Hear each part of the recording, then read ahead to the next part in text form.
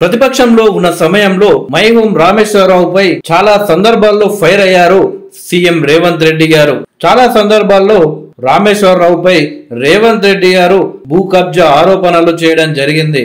అలాగే కేసీఆర్ తో కలిసి తెలంగాణను దోచుకుంటున్నారు అంటూ పలు సందర్భంలో ఫైర్ అయ్యారు రేవంత్ రెడ్డి గారు. అయితే చాలా మంది నాయకులు ప్రతిపక్షంలో ఉన్న సందర్భంలో రాష్ట్రంలో ప్రభుత్వానికి ఎక్కువగా సహాయపడుతున్న బిజినెస్ మ్యాన్లపై విమర్శలు చేయడం, ఆ తర్వాత అధికారంలోకి వచ్చిన తర్వాత వాళ్ళెవరిపైనైతే విమర్శలు చేశారో వాళ్ళతోనే ఫ్రెండ్షిప్ చేయడం అనేది కామన్ గా చూస్తుంటాం.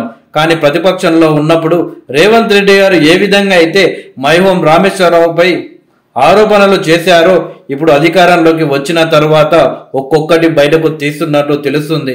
తాజాగా మైహోం కంపెనీకి సీఎం రేవంత్ రెడ్డి గారు బిగ్ షాక్ ఇచ్చారు.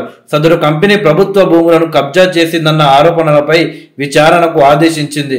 సూర్యాపేట జిల్లా మెల్ల చెరువులోని మైహోం కంపెనీకి భూదాన్ భూమిని ఆక్రమించిందని గుర్తించి వెంటనే ఖాళీ చేయాలి అంటూ ఆదేశాలు జారీ చేసింది. ఈ నెల 16న హైదరాబాద్ లో భూదాన్ యజ్ఞం బోర్డు సెక్రటరీని కలవాలని సూచించింది. సంబంధిత డాక్యుమెంట్లు రికార్డులను సమర్పించాలి అని నోటీసుల్లో పేర్కొన్నది.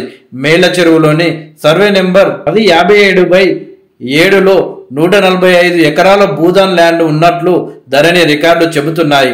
అలాగే 295/7లో 84 ఎకరాలు ఉన్నాయి.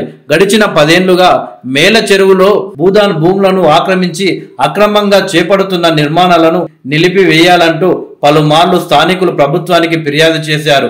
ఈ నేపథ్యంలో రెవెన్యూ అధికారులు సర్వే చేసి ప్రస్తుతం 113 ఎకరాల భూదాన్ భూమిపై మైహోం సిమెంట్ పరిశ్రమ యాజమాన్యం స్వాధీనంలో ఉంది అని గుర్తించారు. తెలంగాణ రాకముందు కాంగ్రెస్ ప్రభుత్వంతో మైహోం కంపెనీ అధినేత జూపల్లి రామేశ్వరరావు ఒక యుద్ధమే చేశారు. తాను వేలంలో దక్కించుకున్న స్థలాన్ని గేమింగ్ పార్కుకు కేటాయించడం ఏమిటంటూ అప్పటి సీఎం కిరణ్ కుమార్ రెడ్డి, ఐటీ మంత్రి పొన్నాల లక్ష్మయ్యలను తీవ్రంగా విమర్శించారు. కాగా తెలంగాణ రాష్ట్రం ఏర్పడిన నాటి నుంచి ఆయన సిమెంట్ వ్యాపారం ఎలాంటి అడ్డంకులు లేకుండా సాగింది. ఇప్పుడు బీఆర్ఎస్ ప్రభుత్వం మారిన 2 నెలలకే మళ్లీ కష్టాలు మొదలయ్యాయి. అయితే భూదాన్ భూములు కబ్జాకు గురవుతున్నాయి అంటూ గతంలోనే ఒక పత్రిక ప్రచురించడం గమనార్హం.